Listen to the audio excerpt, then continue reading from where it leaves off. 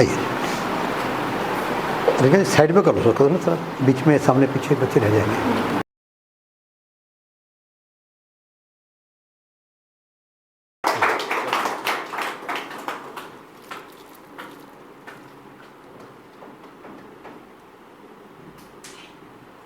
आइए,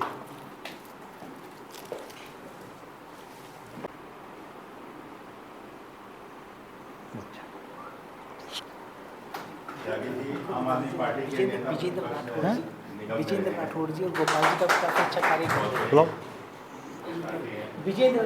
विजेंद्र राठौर जी, मंगवा लीजिए, मोमेंटो मंगवा लीजिए। डॉक्टर साहब मोमेंटो भेज दो एक, चलो खिंचवा लीजिए।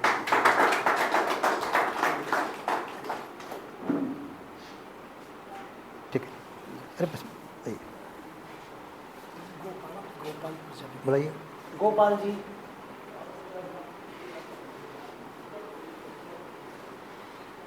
देखिए, राम का नाम जितना बांटोगे उतनी खुशी मिलेगी। ये बांटने से बढ़ता घटता तो है ही नहीं। आइए आइए,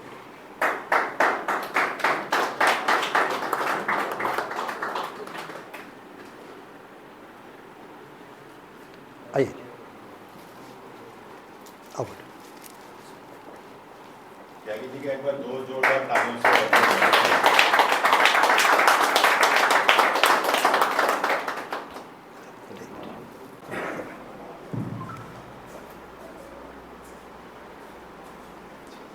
आइए डॉक्टर साहब।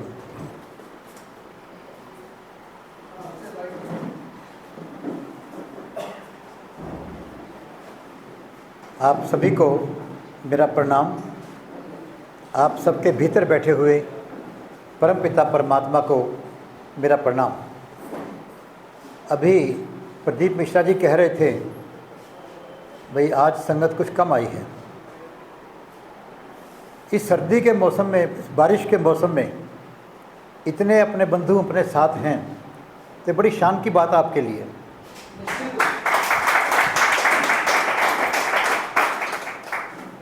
आज किसी के पास समय नहीं है और सत्संग में जाने का समय तो बिल्कुल नहीं है। मान लो आज कोई फिल्म लगी हो तो शायद लोग लाइन लगाकर वहाँ पर पैसे देकर टिकट लेने को। अभी घर में बच्चे बात कर रहे थे कि कोई व्यक्ति कोई ड्रामा दिखाता है या स्टेज पर आकर कार्यक्रम करता है, उसकी टिकटें 5-5 हज़ार की, 20-20 हज़ार की, 50-50 हज़ार की टिकट, 1 लाख की टिकट, और वो ब्लैक में बिक रही हैं। कई बार मैं कहा करता हूँ कि आप सड़क पर जा रहे हैं और कहीं भीड़ लगी हुई है तो दो बातें हो सकती हैं, या तो वहाँ शराब की दुकान है, दूध की दुकान नहीं हो सकती, और या वहाँ कोई फ्री चीज़ बांट रहा है। कैसा हमारा मन मस्तिष्क हो गया है, फ्री की चीज़ बांटना और फ्री की चीज़ लेना। दुनिया में कोई भी चीज़ फ्री नहीं मिलती है। आज के वैज्ञानिकों ने भी कहा है कि एक्शन और reaction are equal and opposite. ये विज्ञान की बात है। आप दीवार पर मुक्का मारेंगे, जितनी ज़ोर से मारेंगे उतनी ज़ोर से दीवार आपको जवाब दे देगी, चाहे वो मृत प्राय है। ये आपका हाथ बता देगा कि भाई और ज़ोर से नहीं मार सकता मैं। और फ्री की चीज़ लेना, क्या हम भीख लेना चाहते हैं? जब भीख का नाम आता है हमें बड़ी तकलीफ़ होती है कि मैं भीख क्यों लूँ। तो फ्री की चीज़ को क्या कहोगे? दान तो फ्री की चीज़ है नहीं। दान लेने वाले को तो बहुत कुछ बदले में देना पड़ता है,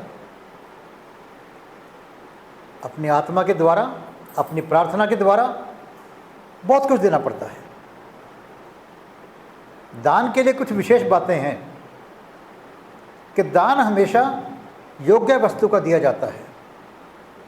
हमने सुना होगा गाय दान, वस्त्र दान, अन्न दान। कभी किसी ने कुत्ता दान, गधा दान नहीं सुना होगा, कभी नहीं सुना। उत्तम वस्तु का दान दिया जाता है। किसको दिया जाता है? योग्य व्यक्ति को। जैसे कन्यादान करने के लिए हम वर को ढूंढते हैं या वर को चुनते हैं, कन्या स्वयं वर को चुनती है, अधिकार है उसको। योग्य व्यक्ति को, जैसे कोई ब्राह्मण या कोई विद्वान, कोई भी विद्वान हो, उसको दान दिया जाता है। और तीसरी बात, उत्तम कार्य के लिए दान क्यों दें? ताकि वो जो योग्य व्यक्ति है उसका समय पैसा कमाने में ना लगे और वो समाज की सेवा के लिए जो कार्य कर रहा है उसको करता रहे, वो किसी उत्तम कार्य के लिए। बाकी तो भीख हो सकती है, या किसी का मेहमान आप बनकर जाते हैं तो मेहमान का सम्मान हो सकता है। जब भी कोई चीज़ फ्री मिलती है तो आप यहाँ आते हैं, जब फ्री कुछ नहीं मिलता भाई, वहाँ से आने की कीमत है, आपके समय की कीमत है, और कहीं ना कहीं कुछ पैसे आपको किराए के लिए भी खर्च करने पड़ते होंगे।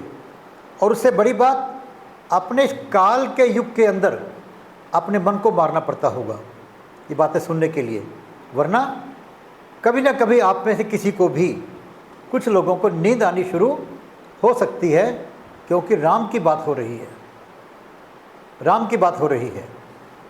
जो भी वर्तमान सरकार होती है, यदि कोई व्यक्ति उस वर्तमान सरकार के खिलाफ काम करता है तो सरकार उसको कहीं ना कहीं से फंसाने की, दंड देने की कोशिश करती है।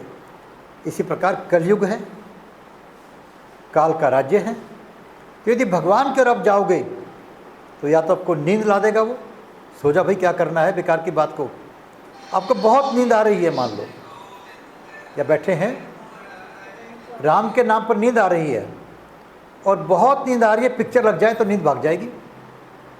देख लीजिए, कभी आप बच्चों से बात कर लीजिए, बच्चे आपके 10वीं 12वीं के बच्चे पढ़ते हों और आप घर में कोई अच्छी बात करना शुरू कर दीजिए तो बच्चों को बहुत जल्दी नींद आनी शुरू हो जाएगी। लेकिन उसी वक्त फिल्म लगा दो, मोबाइल उनके हाथ में दे दो, चैटिंग शुरू हो जाएगी, नींद भाग जाएगी, क्योंकि कलयुग में कली का राज्य है। तो अपने को, मन को समझाना पड़ता है आपको। इतने कीमत देने के बाद हो सकता है कोई काम की बात आपको मिल जाए। आप और हमें कोई फ़र्क नहीं है। आपने मिलकर मुझे यहाँ बिठा दिया, मैं यहाँ बैठा हूँ। आप में, सब में, बहुत लोग आप में से हैं जो उनमें मेरे से बहुत ज़्यादा पढ़े लिखे हैं, वो बड़ी समाज की सेवा की हैं। जैसे हमारे डॉक्टर धर्मेंद्र मिश्रा जी हैं, प्रदीप मिश्रा जी हैं, गौदास जी हैं। ये दीपक जी कितनी बड़ी तपस्या किया करते। दीपक तो जंगलों में तपस्या किया करता। इनके गुरुजी ने कहा कि दिल्ली जाओ भाई, समाज का काम करो। अपने रजनीकांत जी ने कितनी तपस्या सेवा की है अपनी पत्रकारिता के माध्यम से। मैंने कुछ नहीं किया, लेकिन भगवान ने एक विचार दिया कि चलो भाई लगो, कुछ काम करो। और जो यहाँ आगे बैठा, जरूरी नहीं ज़्यादा योग्य हो, वो बिल्कुल भी आवश्यक नहीं है। आप जैसा एक बंधु है, पर किसी न किसी को चुनना पड़ता है अपने को। लीडर हमेशा एक होगा। जैसे कि आपके शरीर के अंदर आंखें 2 हैं, 2 काम करेंगी। सब अंग 2 हाथ हैं, 2 काम कर देंगे। लेकिन दिमाग भगवान ने एक दिया है।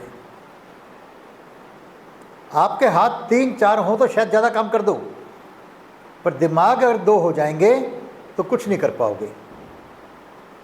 अंधा व्यक्ति भी कुछ कर लेता है, बहरा व्यक्ति भी कुछ कर लेता है, गूंगा व्यक्ति भी कुछ कर लेता है। जिसके हाथ कटे हों, मैंने स्वयं देखा है। एक समीर बोस नाम के व्यक्ति को, जब मैं कलकत्ता में मैनेजर था, तो उसका हाथ यहाँ से कटे हुए थे और बचपन में कट गए थे। क्या करेगा वो ऑफिसर था। अपने पैर के अंगूठे से, अंगुली से वो पत्र लिखा करता, चाय पी लिया करता, सारे काम किया करता। वो पैर कटे बहुत लोग देखे होंगे आपने, लेकिन अगर इसमें खराबी आ जाए वो कुछ नहीं कर पाता। दिमाग एक अवश्य होना चाहिए। लीडर एक ही होता है, मैनेजर चाहे 10 भी हो सकते हैं। एक बार बंगाल के अंदर एक एक्सपेरिमेंट किया गया। उन्होंने एक लाश उठाई कब्रिस्तान से, उसे कपड़े पहनाए और कुर्सी पर बिठा दिया। कह जी आज की सभा के अध्यक्ष ये हैं, प्रस्ताव पास करने अध्यक्ष की हाँ चाहिए और कहते हैं मौनम स्वीकृति लक्षणम। क्यों अध्यक्ष जी प्रस्ताव पास? अध्यक्ष जी चुप, तो मौन हो गया और उन्होंने प्रस्ताव पास कर दिए। अध्यक्ष चाहे योग्य हो चाहे ना हो, अरे अध्यक्ष तो चाहिए अपने को। इसी प्रकार मैं बैठा हूँ यहाँ पर, मेरे में गुण कोई नहीं है, गुण आप सब में हैं, जो कि आप चलकर दूर से चलकर आते हैं भगवान के नाम की बात सुनने के लिए, भगवान के काम की बात सुनने के लिए, अपने मित्रों को, अपने आप को भगवान के नाम से जोड़ने के लिए, भगवान के काम से जोड़ने के लिए। मैं अपने आप को बहुत बड़े भागी महसूस करता हूँ जब मैं आप लोगों के दर्शन करता हूँ कि आप गर्मी सर्दी बारिश की परवाह ना करके यहाँ पर आते हैं और इस जो पुण्य का जो कार्य है उसमें आप भागीदार बनते हैं, हमारा उत्साह बढ़ाते हैं। ये कार्य पुण्य का कैसे है? आप विचार कीजिए एक बार। हम जीवन के अंदर कुछ भी काम करते हैं, मान लो कोई चीज़ खरीदते हैं, हम कहते हैं भाई टिकाऊ हो, सुंदर हो, ज़्यादा चलने वाली चीज़, कपड़ा लेते हैं, मान लो मकान बनाते हैं, भाई चीज़ ऐसी देना जो ज़्यादा दिन चले, देखने में अच्छी लगे। तो अपने इस काम से अच्छा काम दुनिया में कोई और मुझे दिखाई नहीं देता। आप मानव मात्र को जगा रहे हो। जैसे माँ पार्वती तपस्या करती हैं शिव भोले को पाने के लिए। माँ पार्वती क्या है? ऊर्जा रूप है। माँ जो है शक्ति स्वरूपा है, ऊर्जा है। लेकिन ऊर्जा को कुछ भी करने के लिए कोई शरीर चाहिएगा। बिजली पूरे ब्रह्मांड के अंदर ऊर्जा व्याप्त है, लेकिन बिना पंखे के वो कुछ नहीं कर सकती, या ट्यूबलाइट से कुछ करेगी वो, उसे कोई साधन मिलेगा तो ऊर्जा अपना कार्य कर पाएगी, अच्छा या बुरा। चाहे एटम बम के रूप के अंदर हो और चाहे वो किसी तरह से रोशनी देने की बात हो, कारखाना चलाने की बात हो, हवाई जहाज़ चलाने की बात हो, ऊर्जा को कुछ चाहिए। ऊर्जा मचलती है, उछलती है, चाहिए कुछ ऊर्जा को। और आप सबके अंदर, हम सबके अंदर कण कण में ऊर्जा भरी हुई है, लेकिन वो ऊर्जा सोई हुई है। वो ऊर्जा सोई हुई है। और श्री दिवालय संघ के द्वारा प्रभु आपसे वही काम करवा रहे हैं कि आपकी ऊर्जा जागृत हो जाए। जैसे कहते हैं नवरात्रि करते हैं या माता का जागरण, कि माँ के जागरण के अंदर पूरा रात गाना गाते हैं, वो भजन गाते हैं और सुबह 4 बजे कहते हैं कि माँ का ज्योत भी जागृत करते हैं ताकि जागरण हो जाए। जागरण करना किसका है? अपने अंदर की ज्योति का, जो बिल्कुल मध्यम पड़ी हुई है सबके अंदर। और आप इसलिए देखेंगे कि जिन लोगों ने बहुत महान कार्य किए हैं वो बचपन से महान नहीं थे। बचपन से महान नहीं थे वो। कई तो बचपन से बिल्कुल बेकार कहे जाते थे कि इन्हें क्या अकल है। जैसे गुरु नानक जी तोल रहे हैं, 13 कहकर तोले जा रहे हैं। लोग कहेंगे इसको क्या अकल है भाई, वजन तोल रहा है, अन्न तोल रहा है और 13 आगे बढ़ता ही नहीं, लुटा देगा दुकान को। एडिसन को कह दिया गया कि पागल है वो। तो स्कूल वालों ने कह दिया कि ये तो मंद बुद्धि है, हम इसे नहीं पढ़ाएंगे। तो उसकी माँ ने जागृत करने के लिए क्या कहा उसको कि बेटा स्कूल वाले कहते हैं तेरा बेटा इतना बुद्धिमान है कि हम इसको पढ़ाने लायक नहीं हैं। बच्चे को जाग आ गई है कि मैं इतना बुद्धिमान हूँ कि स्कूल वाले मुझे पढ़ाने लायक नहीं है। उस बंदे ने कैसा कमाल कर दिए। आइंस्टीन को मंदबुद्धि कह दिया गया कि तो कुछ चल ही नहीं सकता, कोई कार्य कर ही नहीं सकता। और वाल्मीकि जी ये तो डाकू का काम करते थे, सबको मालूम है आपको। डाकू का कार्य करते थे, लोगों को मारते थे, लूटते थे। और आज वाल्मीकि जी भगवान कहलाते हैं। आप सबके अंदर वो भगवान मौजूद हैं। आप भगवान का रूप ले सकते हैं। देवता और भगवान कुछ भी बनकर कुछ भी कर सकते हैं। बड़ी बात क्या है कि direction is more important than speed. We have to have right direction. हमारी दिशा ठीक होनी चाहिए कि हम ठीक दिशा में कार्य कर रहे हैं। बहुत लोग पूरी उम्र काम करते रहते हैं और बाद में कहते हैं यार सेटिस्फेक्शन नहीं हुई, संतुष्टि नहीं हुई। क्या कभी विचार किया हमने कि किस कार्य से संतुष्टि होगी? क्या खाना किसी का छीन कर खाने से संतुष्टि, या किसी को अपना निवाला खिलाकर संतुष्टि। विचार तो करो। जैसे कि महाभारत के काल की कथा आती है कि युधिष्ठिर ने जब यज्ञ किया तो एक नेवला वहाँ पर आया। उस नेवले का आधा शरीर सोने का था। वो वहाँ आकर मिट्टी में लोटपोट होने लग गया। तो उस वक्त जानवर भी बोला करते, पूछा भी नेवला क्या कर रहा है? मैं देख रहा हूँ कि यज्ञ कैसा है। ये विश्व, ये कहते हैं कि विश्व का सबसे बड़ा और बढ़िया यज्ञ हो रहा है। मैं देख रहा हूँ कि यज्ञ में इसमें कितनी शक्ति है। कहते यज्ञ तो मैंने देखा था, जिसके कारण मेरा शरीर आधा सोने का हो गया। अब जहाँ भी यज्ञ होता है मैं जाता हूँ कि शायद कोई और अच्छा यज्ञ हो तो मेरा बाकी आधा शरीर भी सोने का हो जाए। कहते ऐसा कैसा यज्ञ था? कहते एक परिवार था, कई दिनों से भूखा था। उनको रोटी मिली कहीं से, 2 रोटी मिली परिवार को। जब रोटी खाने लगे तो एक व्यक्ति मांगता हुआ आ गया कि मैं बहुत भूखा हूँ, मुझे कुछ दे दो। तो परिवार के मुखिया ने अपनी आधी रोटी उसको दे दी। खाने के बाद फिर उसको कहा मेरा भूख नहीं मिटी, वो आधी रोटी भी दे दी। ऐसे उसके बच्चों ने भी अपनी रोटी, पत्नी ने भी रोटी दे दी और वो भूख से मर गए। कहते वो जो कण पड़े थे रोटी के, मैं उसमें लौटा तो मेरा आधा शरीर सोने का हो गया। वो देखा था यज्ञ मैंने, वैसा विशाल यज्ञ, वैसा महान यज्ञ आज तक मैंने नहीं देखा। तो उन्होंने, युधिष्ठिर ने तो करोड़ों अरबों रुपए दान कर दिए। कितने ब्राह्मणों को क्या दे दिया, ऋषियों को दे दिया। उन्होंने क्या किया? रोटी दान की अपनी। इसलिए कभी अपने पेट के काट कर बच्चों को, पड़ोसी को कुछ काम आकर देखो, उसकी खुशी को महसूस करो। मालूम पड़ेगा आपको कि वास्तविक खुशी क्या है। तो श्री दिवालिया संघ के कार्य को हर बार हम क्यों रिपीट करते हैं? सबको पता है कि राम का नाम लेना चाहिए। कितने लोग ले पाते हैं? बार बार याद करना पड़ता है। बार बार करने से ही हमारी वो आदत बन जाती है। फिर नाम छूटता नहीं, फिर नाम नहीं छूटता। जिनको नाम लेने की आदत पड़ जाए तो चाहे किसी भी हालत में हो, राम का नाम तो उनका चलता रहेगा। और ये कोई असंभव बात नहीं है, मुश्किल तो है, क्योंकि जो मन है ना, ये आपको हमेशा ही किसी न किसी और खींचता रहेगा। अब जैसे आज सुबह की बात है, मैं आ रहा था घर से, 2 बातें हुई। हमारा बेटा पार्क में घूमने जा रहा था, दौड़ते हुए उसके पैर में कोई अपना लकड़ी लग गई, उसको हड्डी टूट गई उसकी। वो दुखी थे और मैं भगवान का शुक्रिया कर रहा था कि भगवान पता नहीं कितनी बड़ी समस्या से बचा दिया। चोट कितनी भी लग सकती है। हम देखते हैं कितने लोग आए, चक्कर खाए, गिर के मर गए। वो चोट कितनी भी लग सकती है और भगवान ने उस चोट को थोड़े से में काट दिया।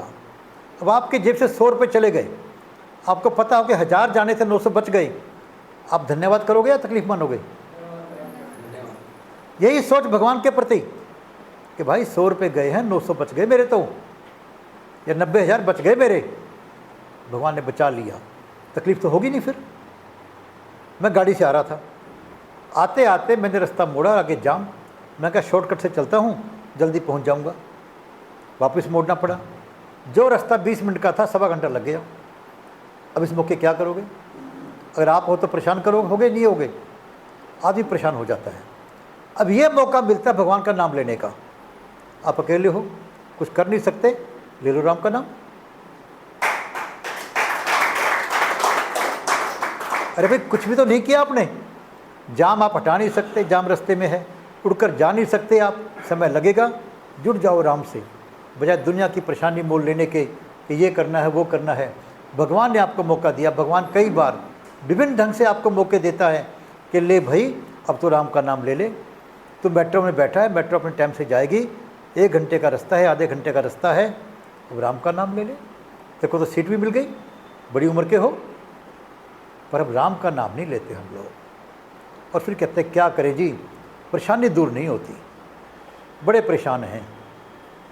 परेशानी मन के मानने की होती है, परेशानी मन के मानने की होती है।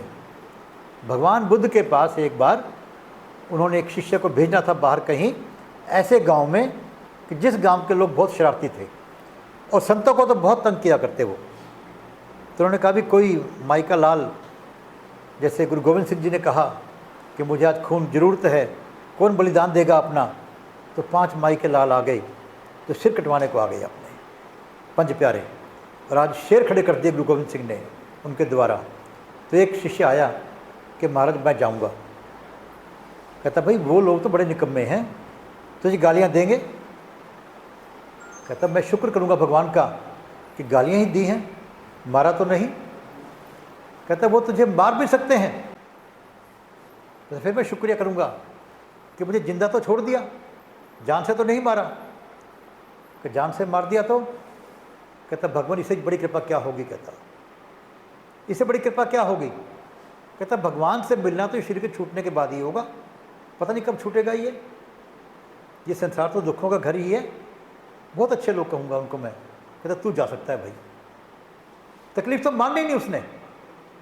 ऐसे ही हम लोग छोटी छोटी बातों के अंदर तकलीफ़ मानना शुरू कर देते हैं। और सबसे बड़ी बात तकलीफ़ कहाँ मानते हैं हम लोग? जब कोई हमारा पड़ोसी हमारे से आगे बढ़ जाए, बस फिर जीना मुश्किल हो जाता है। जो भाई हो, बहन हो, काम करने वाला हो, किसी एक का सम्मान ज़्यादा कर दो। जितने बड़े बड़े पंडित भाषण देने वाले हैं, बड़े बड़े संत आते हैं, कथा करते हैं, और वो कहेंगे भाई अहंकार मत करो, काम क्रोध लोभ मोह अहंकार दुश्मन हैं, क्रोध मत करो। तो कभी बुला लो 2 लोगों को और एक की कुर्सी थोड़ी ऊपर कर दो, एक की छोटी कर दो, देखो फिर क्रोध और अहंकार कैसा होता है। करके देखो आप जरा। अरे भाई अपने मन के अंदर भी विचार कर लो, क्या मेरे मन में कोई अहंकार तो नहीं पड़ा हुआ? क्या मेरे को क्रोध आता है इस बात के ऊपर? कहते हैं क्रोध आता है वो गलती करने पर।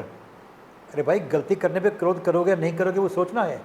कोई पागल थोड़ी हो आप कि बिना बात की क्रोध करोगे। लेकिन गलती पे क्रोध आए या ना आए, यहाँ आपकी योग्यता काम करती है। गलती की उसने, फिर मैंने किससे उसको जवाब दिया, प्रेम से जवाब दिया, गुस्से में जवाब दिया, कैसे जवाब दिया। और गलती का जवाब देने पर ही उस बात की वैल्यू बनती है, अच्छी या बुरी। एक्शन बहुत छोटा हो सकता है, उस एक को आप 100 बना सकते हो और उस 100 को आप 1 बना सकते हो अपने रिएक्शन के द्वारा। तो विचार करें हम लोग, क्या जीवन के अंदर जो तकलीफ़ हमारी है, कहीं उसको 1 को 100 तो नहीं बना रहे? क्या हमारे जो सुख हैं भगवान ने 100 दे रखे हैं, कि हम उनको 100 का 1 तो नहीं कर रहे? भगवान ने हमारे को कितना कुछ दे रखा है, कितना कुछ। अरे शरीर की कीमत क्या लगाओगे आप? बीमा होता है, इंश्योरेंस होता है, तो वहाँ हर चीज़ की कीमत है कि मकान की कीमत इतनी, दुकान की कीमत इतनी, कार की कीमत इतनी, बीमारी की कीमत इतनी। पर आदमी मर जाए तो उसकी कीमत नहीं लगा सकते वो। जैसे एक आदमी ने अपनी कार का बीमा 4 जगह से करवा रखा है, 10-10 लाख की कार का बीमा 4 जगह से है, नुकसान हुआ 2 लाख का, तो कुल 2 लाख मिलेंगे।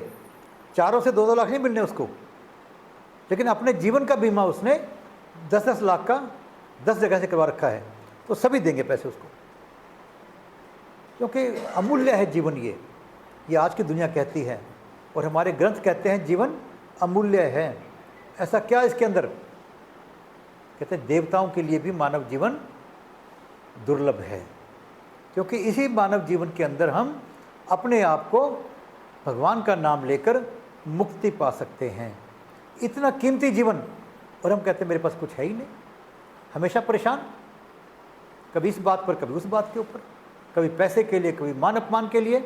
अरे भाई जो व्यक्ति अपने आप को राम से जोड़ लेगा, ना तो उसको मान अपमान की चिंता होगी, और पैसा है तो बढ़िया, नहीं है तो और बढ़िया, मौज में रहेगा, वो मौज में रहेगा। क्योंकि भगवान एक आदमी को एयर कंडीशन दे देता है और दूसरे को ऐसा शरीर दे देता है कि गर्मी सर्दी उसको तंग नहीं करती। भगवान ने ज़्यादा किसको दिया? किसको ज़्यादा दिया?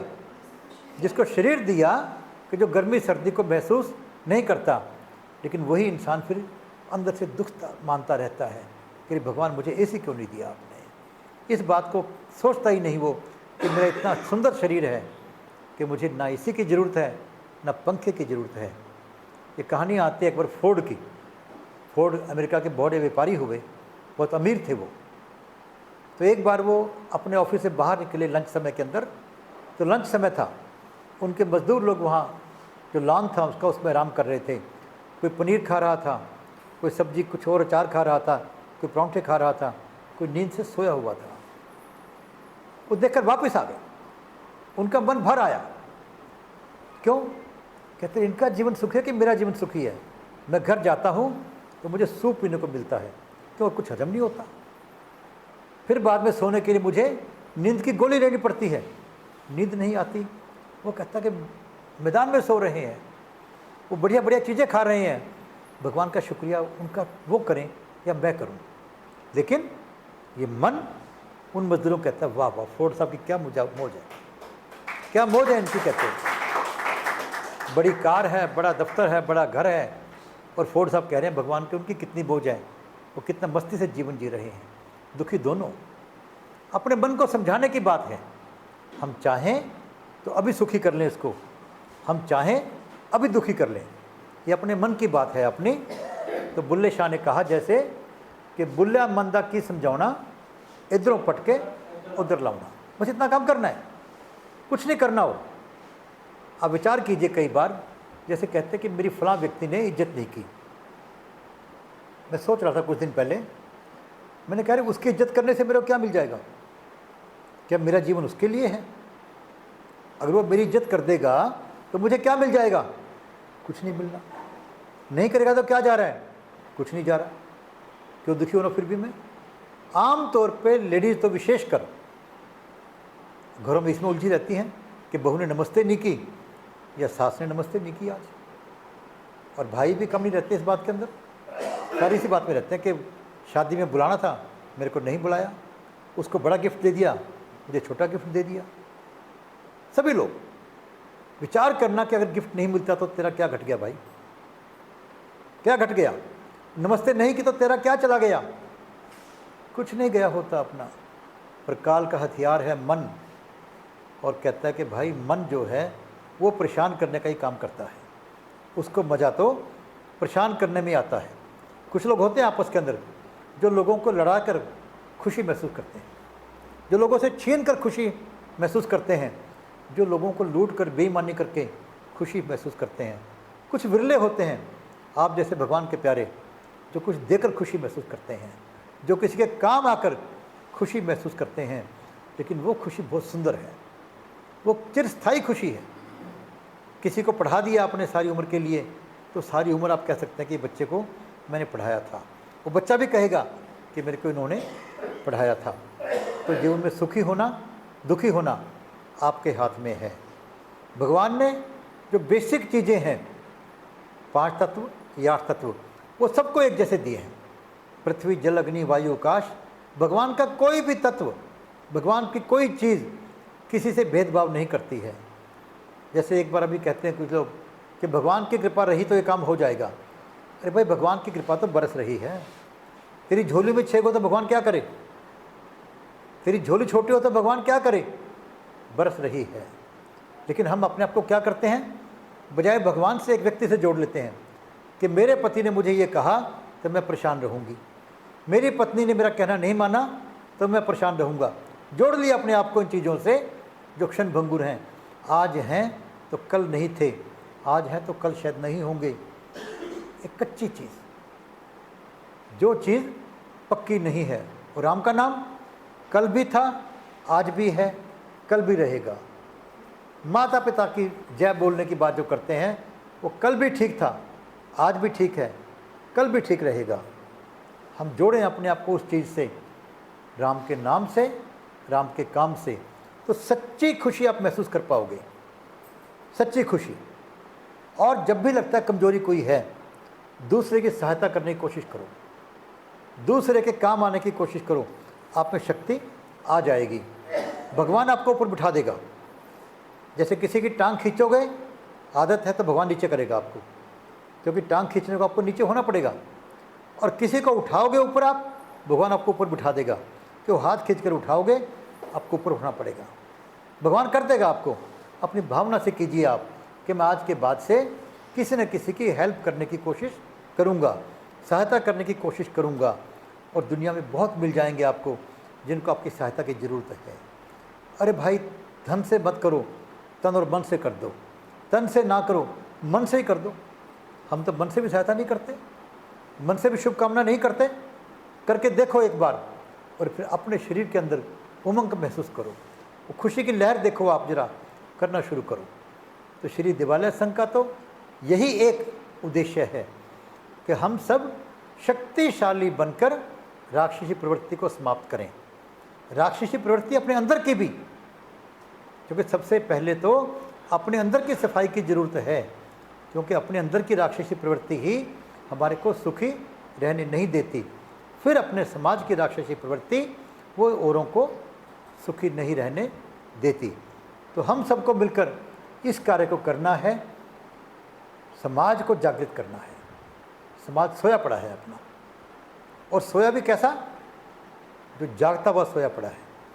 सोए को तो आप पानी डालकर जगा दोगे, लेकिन जो जानबूझकर आंख बंद करके पड़ा हो, उसे कौन जगाएगा? आप विचार कीजिए अभी कि अपनी खुशी हमने लोगों के ऊपर डिपेंड क्यों कर रखी है? क्यों अपने रिश्तेदारों के ऊपर, क्यों अपने पड़ोसी के ऊपर, क्यों इन चीज़ों के ऊपर अपनी खुशी डिपेंड कर रखी है? अपनी खुशी अपने आप पे डिपेंड करो, अपने आप पर निर्भर करो, अपने आप को पहचानो। अंदर जाओगे तो जानोगे कि आपके अंदर कितना सुंदर भगवान ने एक आत्मा दे रखी है। पर अंदर तो हम जाते ही नहीं। कभी नुक्स निकालो बैठ के, दुनिया भर के नुक्स निकाल देंगे, लेकिन अपने कभी निकालनी हो तो हमें शब्द ने आपको राम से जोड़ो, और उसका इलाज एक ही है, शक्तिशाली बनना। कमज़ोर आदमी ना स्वयं सुखी रहेगा और ना समाज में अन्य को सुखी करने के लिए कुछ कर सकता है वो। तो हम सब मिलकर इस कार्य को करें, और बहुत सिंपल कार्य, जैसा अभी प्रदीप मिश्रा जी बता रहे थे कि कुछ जगह पर अपनी प्रभात फेरी शुरू हो गई हैं, हो रही हैं। कई जगह पर अपना ये समागम जो कीर्तन अपना है, या अपना सत्संग जो है, कई जगह पर शुरू हो गया है। ये बहुत खुशी की बात है। हमने पूरे समाज को जोड़ देना है, और जबकि इसमें कुछ नहीं लगता, आपका मिलेगा ही मिलेगा, आपको चारों ओर से लाभ होगा। समाज में इज्जत बढ़ेगी, अंदर खुशी आएगी, और प्रभु आपके ऊपर पूरी दुनियादारी की कृपा भी करेंगे आपको, क्योंकि आप प्रभु का कार्य कर रहे हैं। तो इन्हीं शब्दों के साथ आपका बहुत बहुत धन्यवाद। बहुत खुशी होती है जब मैं देखता हूँ कि मौसम ख़राब की परवाह किए बिना भी हम लोग इस काम के लिए बैठते हैं, राम के नाम की चर्चा करते हैं। तो भाई, भगवान तो आपको जरूर देगा। और कोई अधिक आदमी कोई कमी महसूस कर रहा हो तो समझ लीजिए कि शायद भगवान के नाम से जुड़ने के अंदर मेरे को तकलीफ़ इतनी मिली है, तकलीफ़ ज़्यादा से कम हो गई है मेरी, कि भगवान का नाम पिछले कर्मों को भी काटने की शक्ति रखता है। मानवता की सेवा पिछले जन्म के कर्मों के काटने की शक्ति रखता है। वो 1,00,000 से 1 बना सकता है उसको। एक तो भोगना पड़ता है कहते हैं, लेकिन इतना कम कर सकता है कि आप उसको आराम से हंसते हुए झेल जाएं।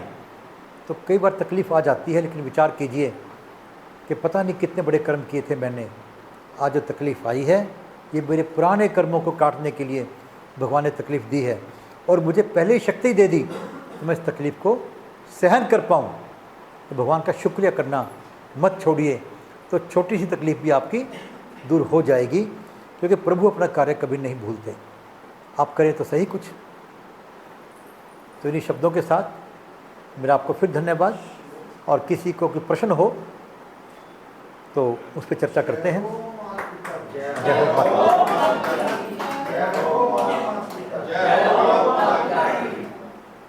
कोई प्रश्न?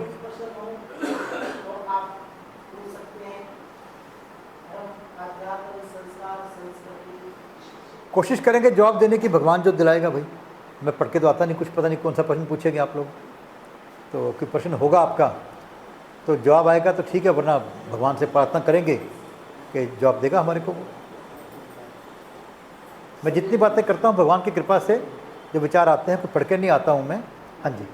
विचारों की उत्पत्ति मन से है या बुद्धि से, और उस पर कैसे लेना? विचारों की उत्पत्ति, इन्होंने प्रश्न बड़ा अच्छा पूछा है कि विचारों की उत्पत्ति मन से है या बुद्धि से है। विचारों की उत्पत्ति मन से है, बुद्धि निर्णय करती है कि ठीक है गलत है, कि करें कि ना करें।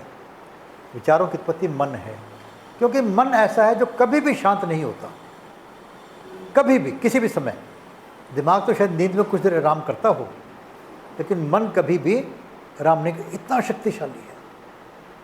24/7 कहते हैं सर्विस देगा आपको। और कोई ना कोई विचार, ऐसे ऐसे विचार जिनके बारे में कभी अपने सोचा भी नहीं होगा। वैज्ञानिकों ने दिमाग तो पढ़ लिया, वैज्ञानिकों ने ऐसी चिप्स भी बना दी जिससे दिमाग तेज या मंदा हो जाएगा, लेकिन मन के बारे में तो कुछ सोच ही नहीं पाए वो। ये तो हमारे ग्रंथों ने, हमारे ऋषियों ने मन के ऊपर खोज की और बता दिया कि मन भाई दुश्मन है आपका, मित्र नहीं है। मन आपका दुश्मन है, उसको तो मज़ा आता है। जैसे कोई कहता है भाई सूर्य जो है गंदगी में पड़ा है, अरे भाई उसको मज़ा उसी में आता है, बिठा दो उसको अच्छी जगह, शायद मज़ा ना आए उसको, स्वभाव है ना उसका अपना। जिसको गंदगी में स्वभाव में मज़ा आना शुरू हो जाए, उसको खुशबू में मज़ा नहीं आएगा। तो इसी प्रकार मन जो है ये काल का एजेंट है, काल का एजेंट है। और अपने शरीर के अंदर आप देखिए, एक दिन मैंने पहली बार भी कहा था कि एक मित्र आए, उन्होंने कहा जी मन बड़ा परेशान है। मैंने कहा भाई हाथ अगर तकलीफ़ हो तो हाथ का एक्सरे करवाते हैं, पैर में तकलीफ़ हो तो पैर का एक्सरे करते हैं, दिल में हो तो कहते हैं दिल की एंजियोग्राफी करते हैं। तो आपका मन बताओ कहाँ है, उसका एक्सरे करें एक बार, तो पहले डॉक्टर को दिखाएं तभी इलाज करेंगे उसका। कि मन यहाँ है, कहाँ पर है पता ही नहीं।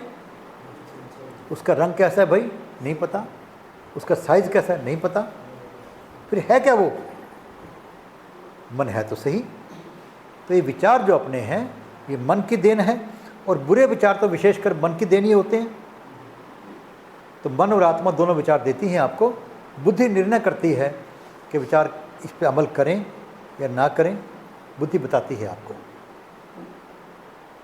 तो अर्थ ये है कि बुद्धि को नियंत्रित करना पड़ेगा, आत्मा को।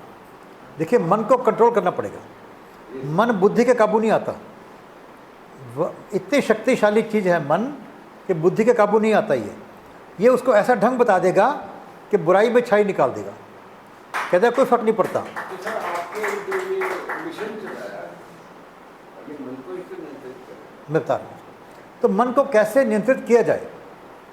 मन को नियंत्रित करने का ढंग केवल एक है। जैसे कहा ना कि अपने मन जो है ये अपने शब्द और आत्मा के बीच में फंसा हुआ है। तत्व 5 के बारे में जनरली चर्चा करते हैं। तत्व 8 हैं, पृथ्वी, जल, अग्नि, वायु, आकाश। आकाश के बाद शब्द है, शब्द के बाद मन है, और मन के बाद अहम मैं हूँ। मैं और शब्द के बीच में मन है। जब भी आप मैं को शब्द से जोड़ दोगे तो मन काबू आ जाएगा। जैसे चूहा पिंजरे में आता है तो मन काबू में आ जाएगा। कैसे? एक ही ढंग है, मैं को शब्द से जोड़ देना, मैं को शब्द से जोड़ देना। इसलिए राम नाम की बात जो है सारे ग्रंथों में सभी संतों ने कहा है कि नाम से जुड़ो। नाम वो रस्सी है जिसके सहारे आप गहरे में जा सकते हो, अपने अंदर डूबोगे नहीं, वो आपको डूबने नहीं देगी। वो नाम की रस्सी जो है। तो नाम के बारे में हर ग्रंथ में लिखा गया है। रामायण के अंदर भी नवधा भक्ति के अंदर 5वीं भक्ति नाम सिमरन के बारे में कही गई है। तुम अपने मैं को नाम से जोड़कर, और नाम किसका लो, कुछ और नहीं लेते तो जय हो माता पिता की कर लो भाई। इस मंत्र को जाप करने से भी आप अपने मन को काबू कर सकते हैं। जोड़ लीजिए किसी भी शब्द से अपने आप को। जितना रिपीट करेंगे बार बार एक ही शब्द पकड़कर, ज़्यादा लंबे चौड़े की जरूरत नहीं है आपको। कोई शब्द पकड़ लीजिए, राम राम पकड़ो, ओम नमः शिवाय पकड़ो, आपके गुरु ने कोई शब्द दिया हो उसको पकड़ो, जो अच्छा लगता हो। और वरना जो भगवान ने ये मंत्र हमारे से दिलवाया कि जय हो माता पिता की, इसको पकड़ के रिपीट करेंगे तो मन काबू में आना शुरू हो जाएगा। और प्रश्न किसी का कोई? यानी मन और बुद्धि का समर्पण, मन का। हाँ जी पंडित जी। जैसे कि सभी हमारे प्राचीन भारतवर्ष के अंदर में संस्कार की भी सेवा होती थी और संस्कृति की भी, और तो एक इस प्रकार से संस्कार और संस्कृति की हानि, और हम लोग किस प्रकार से इतने दिनों तक गुलाम बने रहे, इसका मूल कारण क्या है? जी बहुत अच्छा प्रश्न है आपका ये। और श्री देवालय संघ की आप वेबसाइट पे देखेंगे तो हमने लिखा उसके ऊपर कि विश्व में जब कभी देखें इतिहास के अंदर, कहता है विश्व गुरु कौन? भारत। सोने की चिड़िया कौन? भारत। शक्तिशालियों के देश कौन? भारत। और गुलाम कौन रहा? भारत। क्यों? ऐसा क्यों रहा? क्या होता है कि हम कई बार अपने अहंकार के अंदर अपने आप को ही भूल जाते हैं। अपने अहंकार के अंदर, जैसे अच्छे व्यक्ति को विशेषकर अहंकार होता है, वो अपने अच्छाई के अहंकार के अंदर किसी को नमस्ते करने की कोशिश नहीं करता। अपने अच्छाई के, अपने ज्ञान के अहंकार के अंदर किसी के साथ चलने की कोशिश नहीं करता। वो कहता है बड़ा ज्ञानी है, मैं उससे कम नहीं हूँ। जैसे मैंने शुरू में कहा था अभी कि दो विद्वान लोगों को बुलाकर कुर्सी पे बिठाओ, एक की कुर्सी ऊंची कर दो, एक की नीची कर दो, विद्वान लोगों को बुलाकर। तो जो अहंकार था अपना अच्छाई का, हम उसमें साथ मिलकर चलना भूल गए, शक्ति विहीन हो गए। संस्कार और संस्कृति के लुप्त होने से हम शक्ति विहीन हो गए। शक्ति विहीन, शक्ति किस चीज़ से आती है? आत्म बल से और संगठन से। आत्म बल आता है संस्कारों से। जिस व्यक्ति में, समाज में संस्कार ना हो, उस व्यक्ति के अंदर आत्म बल समाप्त हो जाता है, क्योंकि संस्कार नहीं है। और संस्कार क्या होते हैं? संस्कार कोई बहुत आडंबर नहीं है। उचित व्यवहार, व्यक्तिगत उचित व्यवहार ही संस्कार है। जैसे अंग्रेजी के अंदर एक ही शब्द है यू, और हमारे यहाँ क्या है? तू, तुम, आप। संस्कार की बात है कि अपने से बड़ों को हम आप कहकर बात करेंगे, तू नहीं कहते हैं, क्या फ़र्क पड़ता है भाई? तुम नहीं कहते हैं हम लोग। संस्कार की बात है। संस्कार भूलने शुरू हो गए। और संस्कृति के, सामाजिक व्यवहार ही संस्कृति है। आपस में मिलकर चलना भूल गए। देखिए, जितने हम युद्ध हारे हैं सब अपनों ने हरवाए हैं, अपनों ने हरवाए हैं। एक भाई भाई से ईर्ष्या करता है, कई बार तो पत्नी को पति ईर्ष्या करता है, पति से पत्नी ईर्ष्या करती है। आपसी अहंकार के अंदर, आपसी ईर्ष्या के अंदर हमने इनको हरवा दिया। और दोष किसका जाएगा? विद्वानों का। विद्वान लोग भी बिक जाते हैं, विद्वान लोग भी गलत रास्ते चल जाते हैं। किस कारण? अहंकार के वश, किसी स्वार्थ के वश। कई फिल्में देखेंगे आप तो गलती की और अपनी गलती का बदला लेने के लिए, जैसे कर्ण की बात ले लो। कर्ण बहुत अच्छा इंसान था, योग्य था, पर वो सारी उम्र अपने अपमान का बदला लेने के लिए अधर्म का साथ देता रहा। भीष्म पितामह कितने विद्वान थे, कितने शक्तिवान थे, अपने वचन के चक्कर के अंदर अधर्म का साथ देते रहे। बिक जाते हैं। कर्ण को उन्होंने राज ऑफर कर दिया तो बिक गया वो। ऐसे विद्वान लोग बिकते रहे हैं कई बार। और विद्वान लोग जो हैं वही समाज को नीचे और ऊपर ले जाने का कार्य करते हैं, गाइड करते हैं। जैसे मेरे एक मित्र थे पहले, बहुत अच्छे इंसान थे वो शराब पिया करते, बैठ के सामने। मैंने उनसे कहा कि भाई साहब आप शराब मत पिया करो, और पियो तो छुप कर पियो। कहते क्यों, क्या फ़र्क पड़ता है? मैंने कहा आप समाज के एक अग्रणी व्यक्ति हैं, आपको देख कर लोग मिसगाइड होंगे। एक अच्छा आदमी ऐसा करे तो मैं भी कर लूँ, क्या दिक्कत है? मैं भी कर लूँ। राजा को देखकर प्रजा भी गलत अनुसरण कर सकती है। अध्यापक गलत काम करेगा तो बच्चे भी गलत काम कर सकते हैं। और आज माता पिता की बात कर रहे हैं। यही एक प्रश्न उठा था कि बच्चों में संस्कार नहीं है। मैंने कहा आप में से खड़ा होकर बताओ किस में संस्कार है? आप बड़े लोग हैं सभी। अरे जिसको हम गुरु मानते हैं, छोटी सी बात के ऊपर उससे दूर हो जाते हैं। कहाँ संस्कार है हमारे? जिसने सारी उम्र माँ बाप ने जन्म दिया हमारे को, उनकी छोटी सी बात पर नाराज होकर घर छोड़ देते हैं। आजकल तो माँ बाप के मर्डर की खबरें आने लग गई। क्यों? कहते मुझे फिल्म के लिए पैसे नहीं दिए, मुझे शराब पीने के लिए पैसे नहीं दिए। संस्कार जो हैं ये समाप्त हुए। और इसका दोष उस वर्ग पर आएगा जिसकी जिम्मेवारी समाज को गाइड करने की थी। आप देखिए कि कई महापुरुष जो हुए हैं, आप देश की समस्या लीजिए, दोष आप पर नहीं है, दोष उस पर जो गद्दी पर बैठा हुआ है। उसके एक गलती से पता नहीं सारी उम्र कितने सालों तक जनता को भुगतना पड़ सकता है। जैसे पृथ्वीराज चौहान की बात ले लीजिए आप, 17 बार छोड़ रहा है एक व्यक्ति को जो राक्षसी वृत्ति का व्यक्ति है। तो संस्कार और संस्कृति की बात तो नहीं रही, क्योंकि गुरु नहीं है उसके पास। और संस्कार और संस्कृति जो आती है गुरुओं से आती है, वो भी हमारे किसी कारण से बिक गए। आप देखिए जरा, जैन धर्म के लोग मान लो बहुत विद्वान हैं, बुद्ध धर्म के लोग बहुत विद्वान हैं, हिंदू धर्म के लोग विद्वान हैं, आपस में एक दूसरे को नहीं पहचानते, एक दूसरे को काट करने के अंदर लगे रहते हैं। तो हमारे को ये कार्य करना है, इसीलिए करना है कि आज समाज जो है पूरी तरह से अवनति के गर्त में डूबा हुआ है। इसीलिए आपकी ज़्यादा ज़रूरत है, आप जैसे महापुरुषों की, कि हम सब मिलकर समाज को जागृत करें, उस समाज को जो जानबूझकर आंख मीचकर पड़ा हुआ है। सोए को जगाना आसान है और जागे हुए व्यक्ति को जगाना बहुत मुश्किल है।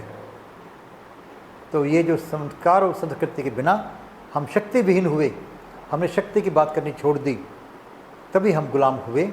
और आज फिर यही श्री देवालय संघ का कहना है, या श्री देवालय संघ के द्वारा प्रभु का कहना है कि जाग जाओ, संस्कार और संस्कृति को अपनाकर शक्तिशाली बनो, ताकि राक्षसी प्रवृत्ति वाले दोबारा तुम्हें कहीं गुलाम ना बना दें, तकलीफ ना दे दें। तो बहुत बहुत आप सबका धन्यवाद, आप सबको मेरा फिर प्रणाम, आप सबके भीतर बैठे हुए परमपिता परमात्मा को मेरा प्रणाम, बहुत बहुत धन्यवाद। हम सबको प्रभु से प्रार्थना हमारी कि हम सबको नेक कार्य करने की प्रेरणा दें और नेक कार्यों में सफलता दें।